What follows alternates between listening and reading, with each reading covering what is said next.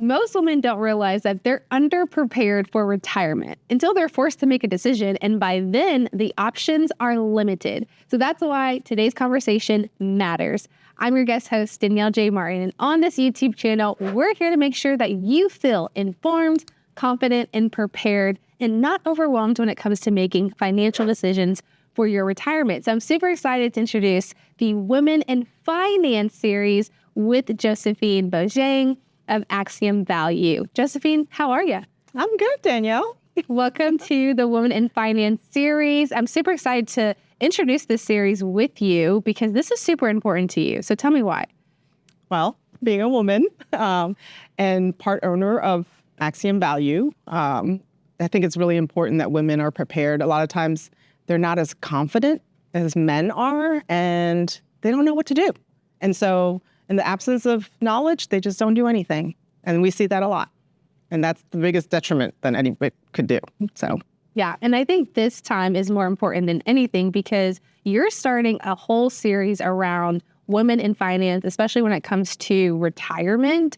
And so for many people who don't know who Josephine is behind Axiom, introduce yourself, honey. Let us know more about you.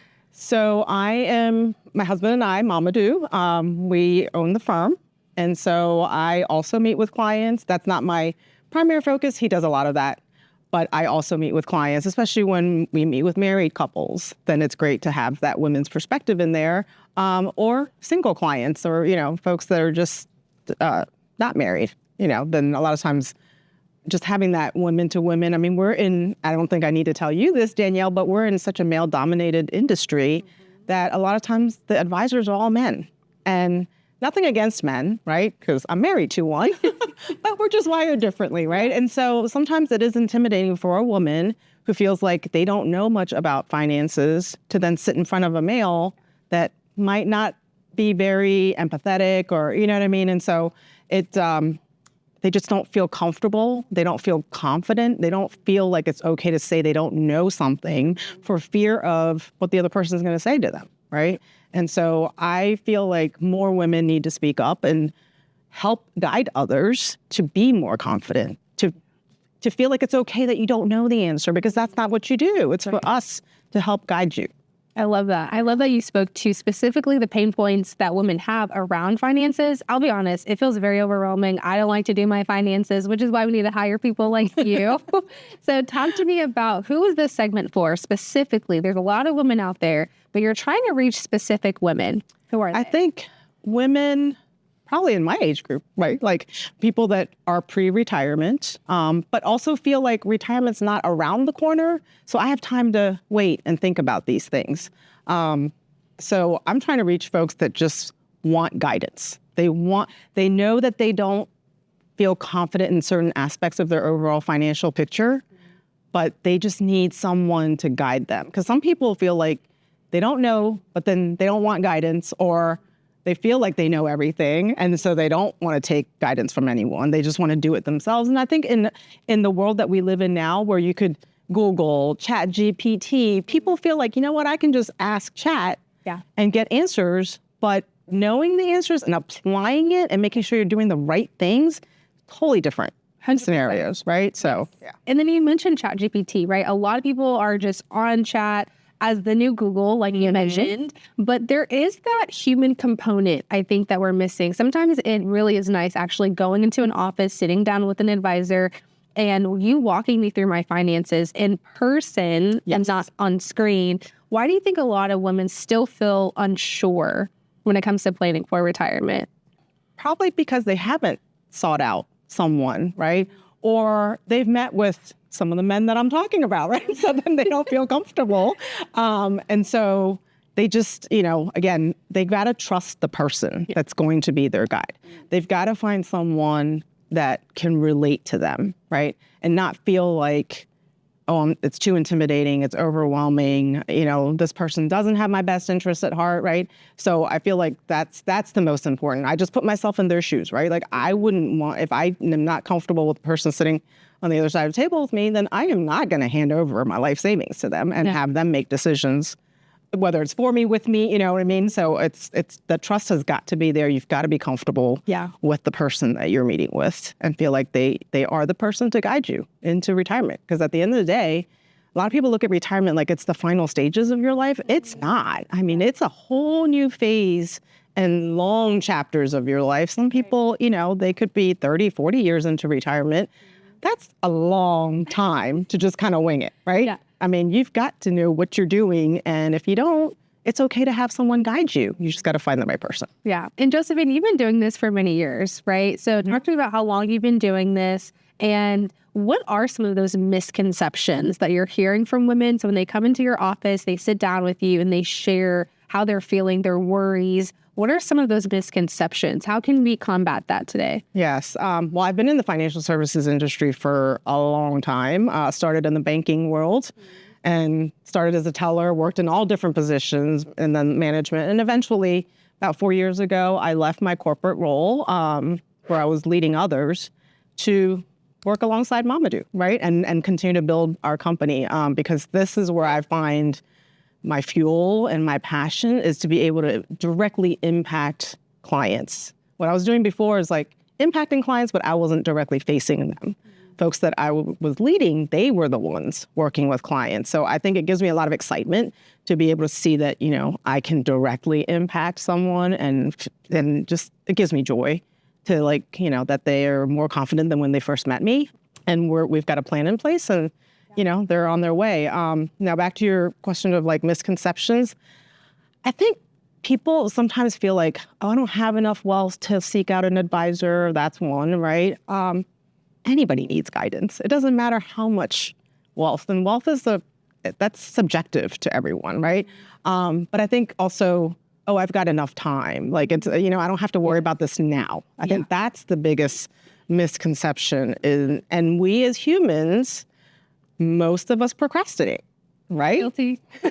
And if you say you don't, that's a lie. But we all procrastinate. We like to be in our comfort zones. We like to keep doing the things that we always do. Yeah. Because that's familiar. And so to step outside of that, it's uncomfortable. But that's where the growth occurs, right? And so I think the misconception is time. I've got time. This is not something I have to worry about. You know, this won't happen to me. I mean, male or female, I see that a lot as we talk about, you know, long-term care. Yeah. You know, a lot of the men don't think that's ever going to happen to them. But the thing is, okay, but if it does, how is that going to impact your spouse? Right. Right. And so I think women that's live longer too. Yes. Well, and that's a lot of times folks aren't thinking about that because we like to think of ourselves as being in the current state. We don't envision like, okay, well, what if when I'm 85 or what, you know, what does that look like, right? Nobody wants to think about that. No. We think we're, you know, even being in your 50s, you think you're in your 20s, right? So no one likes to think about those things, but the reality is we'll all get there someday. And so we have to plan for it. Yeah. So let's talk about why women should trust somebody like you, right? What makes you specifically so unique and different? And so you mentioned it before that women feel all of this worry and they don't know really who to turn to, where to go. There's so many different options out there, right? There's a lot of misinformation, information overload with Google, chat, everything. Exactly. So, and there's a lot of advisors out there, but there's something specifically about Axiom Value that you guys have uniquely going on here. And so talk to me about why women should tap into you, why here, why now? Well, I think the trust and integrity with how we operate, and we truly, genuinely want to help folks. But one of the, I guess, specialties that we have is working in the federal employee space. So we made it a mission to really understand their benefits and how retirement and everything will impact them, and not just what they've done and saved in their TSP, right? Mm-hmm. Most advisors that don't have that specialty just worry about like, oh, let me manage your money. That's not where we're coming from. Of course, yes, we're going to manage their funds, right? But we want to look at the overall picture and truly do what's best for them. And so that's what we want to do. We each have our own personal stories as to why we chose this space. I'm sure Mamadou, if you've heard him before, he talks about a federal employee changed his life, gave him a visa to come to the U.S., and now he's living the American dream.